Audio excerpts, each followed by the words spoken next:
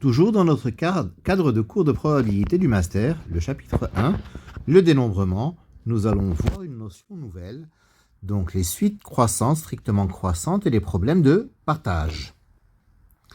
Alors, suite strictement croissante, suite strictement décroissante. Soit E un ensemble à n éléments. Ces n éléments, nous allons les numéroter de 1 à n. La première étape. Si E est un ensemble à n éléments numéroté de 1 à n, on extrait de E simultanément p éléments. Le nombre de tirages possibles, nous le savons, est p parmi n pour un tirage simultané. La deuxième étape, une fois ce tirage effectué, combien y a-t-il de façons de ranger ces objets dans un ordre strictement croissant, puisqu'ils sont numérotés, ou bien strictement décroissant? Alors, il y a une seule manière. Nous avons en main, donc, les P objets que nous avons extraits de l'urne, et donc il y a une seule manière de les ranger dans un ordre strictement croissant. La plus petite, puis la suivante, et ainsi de suite, jusqu'à la fin de ce procédé. Pareil pour décroissante, la plus grande, puis la suivante, jusqu'à la plus petite. Donc, le nombre de suites strictement croissantes de P éléments parmi n est donc P parmi n. De même, le nombre de suites strictement décroissantes de P éléments parmi n sera P parmi n. Ainsi, si on note grand A, l'ensemble des PUP x1, xp de n qui vérifie que 1 est inférieur ou égal à x1 strictement inférieur à x2, etc. strictement inférieur à xp inférieur ou égal à n, et B, c'est l'ensemble des PUP x1, xp tels que 1 inférieur ou égal à xp inférieur à xp moins 1, etc. inférieur à x1 inférieur ou égal à n, alors nous avons que le cardinal de A et le cardinal de B sont identiques et valent P parmi n. Exemple, on lance un dé 4 fois de suite. Combien y a-t-il de lancers qui fourniront une suite strictement croissante? La réponse est, bien évidemment, 4 parmi 6, c'est-à-dire 15. En effet, nous allons les compter. Alors, il y a la suite 1, 2, 3, 4, 1, 2, 3, 5, 1, 2, 3, 6, 1, 2, 4, 5, 1, 2, 4, 6, 1, 2, 5, 6, 1, 3, 4, 5, 1, 3, 4, 6, 1, 3, 5, 6, 1, 4, 5, 6, 2, 3, 4, 5, 2, 3, 4, 6, 2, 3, 5, 6, 2, 4, 5, 6 et 3, 4, 5, 6. C'est-à-dire, au total, 15 suites.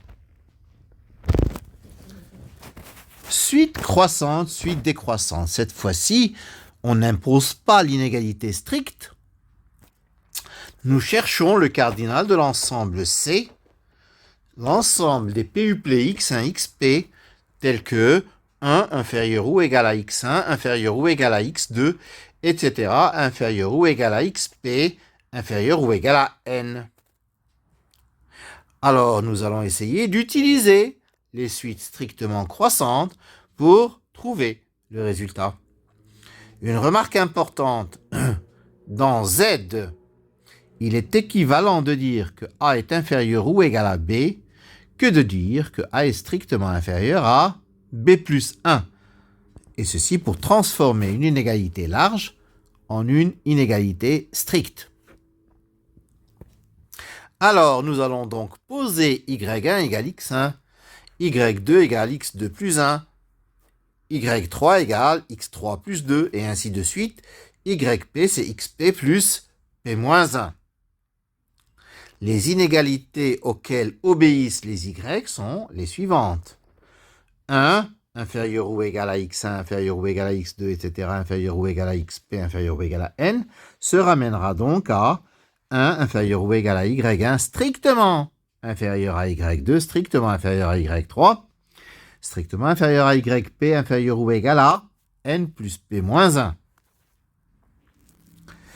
Il y a évidemment une bijection permettant de passer des x aux y. Par conséquent, compter le nombre de x revient à compter le nombre de y, chose que nous savons faire dans la partie précédente. Donc, dénombrer les x revient à dénombrer les y, et le cardinal de C, c'est le nombre de suites strictement croissantes de p éléments parmi n plus p-1, c'est-à-dire p parmi n plus p-1. Il y a donc p parmi n plus p-1 suite croissante de p éléments parmi n. Dans certaines littératures, nous rencontrons le terme de combinaison avec répétition. Mais ça revient exactement au même. De même, il y aura p parmi n plus p-1 suite décroissante de p éléments parmi n. Exemple, on lance un dé 2 fois de suite. Combien y a-t-il de suites croissantes? Ici, p égale 2 et n égale 6. En appliquant la formule, la réponse sera 2 parmi 7, c'est-à-dire 21. On vérifie. 1, 1, 1, 2, 1, 3, 1, 4, 1, 5, 1, 6, 2, 2, 2, 3, 2, 4, 2, 5, 2, 6, 3, 3, 3, 4, 3, 5, 3, 6, 4, 4, 4, 5, 4, 6, 5, 5, 5, 6 et 6, 6. Au total, il y en a 21. Les partages.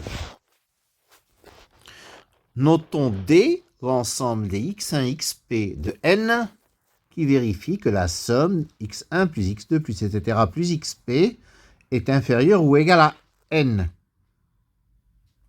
On cherche cardinal de D. On va se ramener à une suite croissante. Bien entendu, la suite x ne l'est pas. Il n'y a aucune raison que les xi soient rangés dans l'ordre croissant.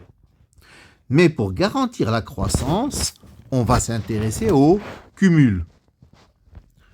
Donc nous allons poser y1 égale x1, y2 c'est x1 plus x2, etc. Et yp c'est x1 plus x2 plus etc. plus xb. Et bien entendu, les yi sont dans un ordre croissant. La suite y est croissante et nous avons non plus 1 mais cette fois-ci 0 est inférieur ou égal à y1, inférieur ou égal à y2, etc. inférieur ou égal à yp, inférieur ou égal à n. Or, pour passer de x à y, on procède par bijection. Il y a une bijection qui permet de passer des x aux y. D'accord? Donc, on peut dire que les y sont facilement calculables à partir des xi, puisque c'est nous qui les avons définis. Mais de même, si nous voulons x1, ben x1 c'est y2 moins y1. x2 c'est y3 moins y2, etc., etc. Et donc, nous pouvons exprimer les x en fonction des y, et donc, nous prouvons la bijection.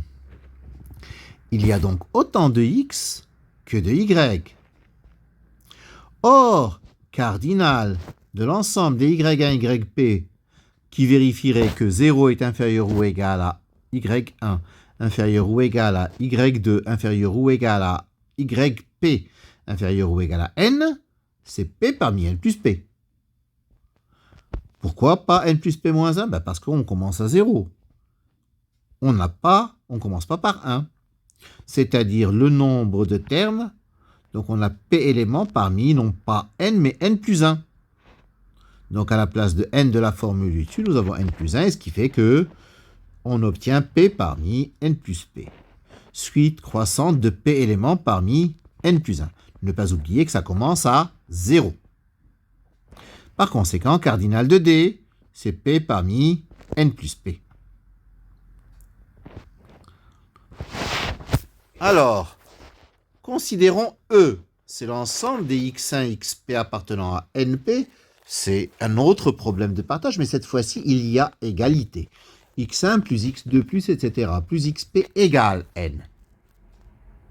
Donc, ceci revient à dénombrer l'ensemble des PUP du type x1, x2, etc., xp-1, et le xp, c'est n moins la somme de 1 à p-1 des xi.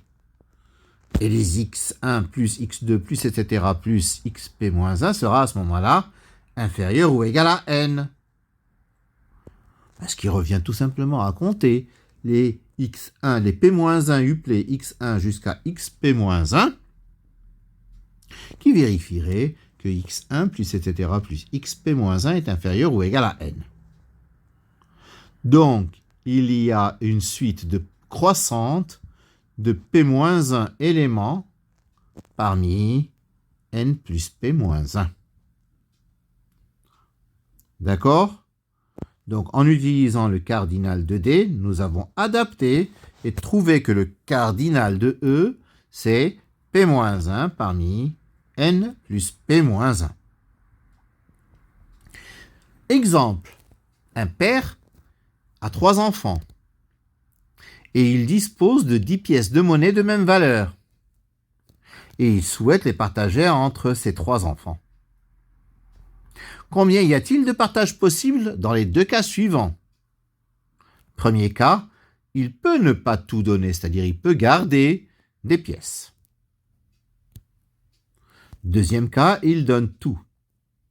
Le premier cas, ceci revient à chercher cardinal de l'ensemble A, x1, x2, x3, tel que x1 plus x2 plus x3 est inférieur ou égal à 10.